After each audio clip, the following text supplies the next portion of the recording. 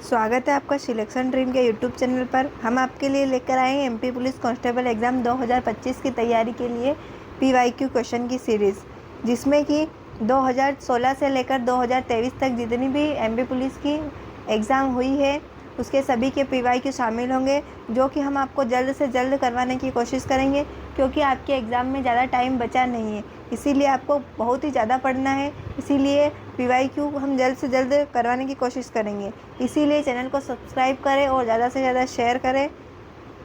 इसी के साथ में जिसने पिछली वीडियो नहीं देखी है वो पिछली वीडियो देखें, और हमारे चैनल पर संविधान की वीडियो की सीरीज़ भी चलाई जा रही है। जिसने वो वीडियो नहीं देखी है वो वीडियो भी देखें, क्योंकि सभी आपकी एग्ज़ाम के लिए बहुत ही हेल्पफुल होने वाली है। तो आइए देखते हैं, हम जीके के क्वेश्चन से स्टार्ट करते हैं। पहला प्रश्न है हमारा, भारत में हनी मिशन कार्यक्रम डैश द्वारा शुरू किया गया था। तो इसका आंसर हो जाएगा खाद्य और ग्रामोद्योग आयोग। ये इसका राइट आंसर है।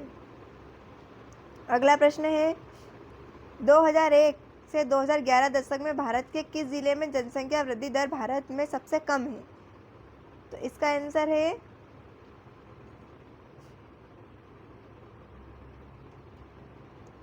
लॉन्गलेज, डी इसका आंसर हो जाएगा। अगला प्रश्न है, चटगांव बंदरगाह किस देश में स्थित है? तो ये स्थित है बांग्लादेश में। अगला प्रश्न है, ललनोस कोलंबिया और किस देश के में पाए जाने वाले उष्णकटिबंधीय घास के मैदान हैं? तो इसका आंसर हो जाएगा वेनेजुएला, डी इसका राइट आंसर है। अगला प्रश्न है, पर्यावरण संरक्षण अधिनियम में कुल कितने अध्याय और कितनी धाराएं हैं? तो इसमें कुल 4 अध्याय तथा 26 धाराएं हैं, बी इसका आंसर है। अगला प्रश्न है, भारत में वन्य जीव संरक्षण अधिनियम कब लागू हुआ? तो वन्य जीव संरक्षण अधिनियम लागू हुआ था 1972 में। अगला प्रश्न देखेंगे, निम्नलिखित में से कौन सा कप या ट्रॉफी बैडमिंटन से संबंधित नहीं है? तो बैडमिंटन से संबंधित नहीं है डुरंड कप।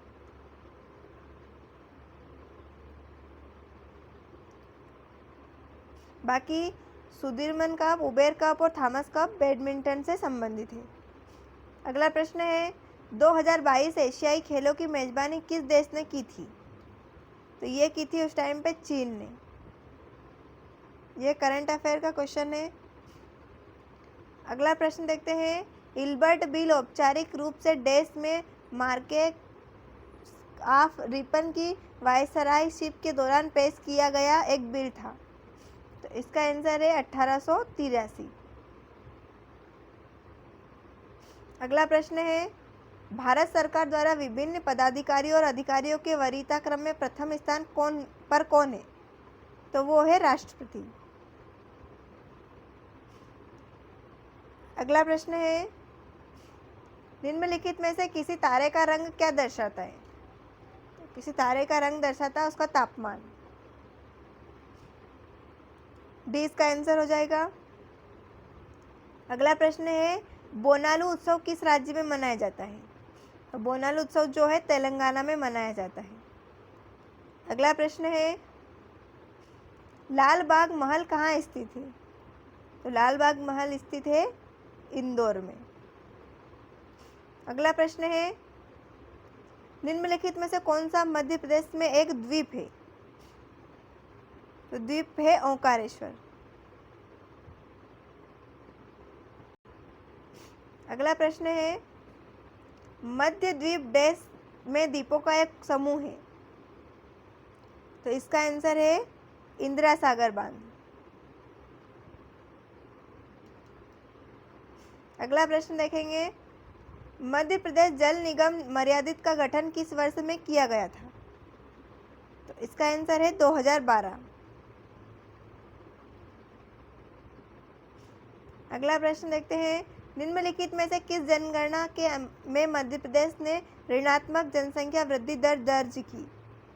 तो ये की थी 1921 की जनगणना में, ऋणात्मक जनसंख्या वृद्धि दर 1921 में।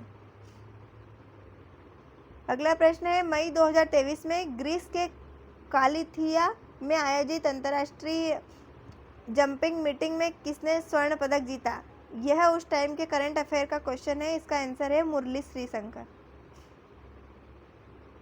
मई 2023 में किस राज्य ने सिंगापुर में विभिन्न संगठनों के साथ 6 समझौता ज्ञापनों पर हस्ताक्षर किए? तो इसका आंसर है तमिलनाडु में।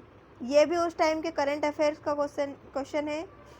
अगला प्रश्न देखते हैं, भगवान श्री कृष्ण और उनके दोस्त सुदामा ने मध्य प्रदेश के किस स्थान से गुरु सांदीपनी ऋषि से शिक्षा प्राप्त की थी? तो इसका आंसर हो जाएगा उज्जैन। अगला प्रश्न है, पेरिस समझौते का उद्देश्य देश को पूरी तरह से प्रतिस्थापित करने का है। तो इसका आंसर है क्योटो प्रोटोकॉल। अगला प्रश्न है, निम्नलिखित में से कौन गैस में परिक्षिप्त द्रव्य का उदाहरण नहीं है? तो इसका आंसर है धुआं।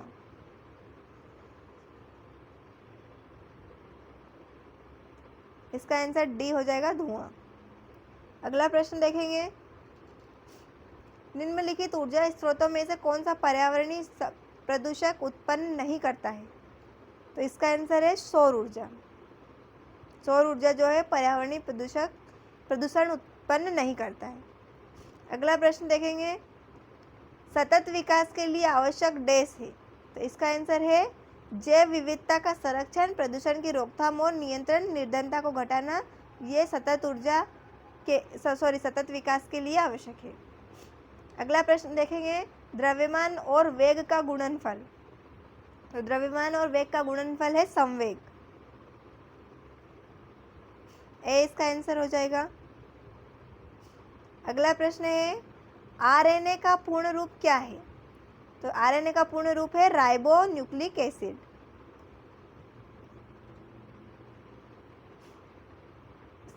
अगला प्रश्न है, मानव दूध में कौन सा इम्यूनोग्लोबुलिन मौजूद होता है? तो इसका आंसर है IgA।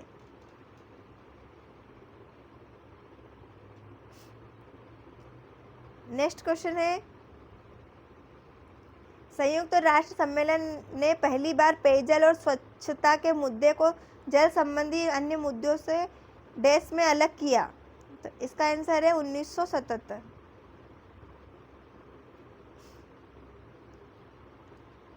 अगला प्रश्न देखते हैं, निम्नलिखित में से कौन एक ठंडे खून वाला जानवर है? तो इसका आंसर हो जाएगा छिपकली। अगला प्रश्न देखेंगे, एक ऑक्टोपस एक नरम शरीर वाला ऑक्टोपोडा क्रम का डैश अंग वाला मोलस्क है। इसका आंसर हो जाएगा 8। अगला प्रश्न है, चित्र में सिंचाई की ड्रिप प्रणाली दिखाई गई है। सीमित जल उपलब्धता वाले कृषि क्षेत्र में ड्रिप सिंचाई प्रणाली का उपयोग करने के क्या फायदे हैं? तो इसका आंसर है ड्रिप सिस्टम सटीक जल वितरण और पानी की बर्बादी को कम करने की अनुमति देता है। अगला प्रश्न है, स्वाद कलिकाएं विभिन्न स्वादों का पता कैसे लगाती है? तो इसका आंसर हो जाएगा रसायनों का पता लगाकर। सी इसका आंसर है। अगला प्रश्न देखेंगे, निम्नलिखित में से कौन सा जीव प्रोटिस्टा जगत से संबंधित है? तो ये प्रोटिस्टा जगत से संबंधित होने वाले जीव है अमीबा, पैरामीशियम और यूग्लिना।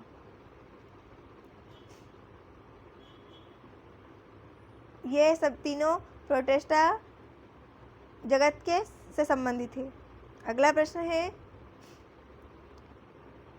कॉनिफर समूह के पौधे किस प्रकार के बीज पैदा करते हैं? तो ये करते हैं नग्न बीज।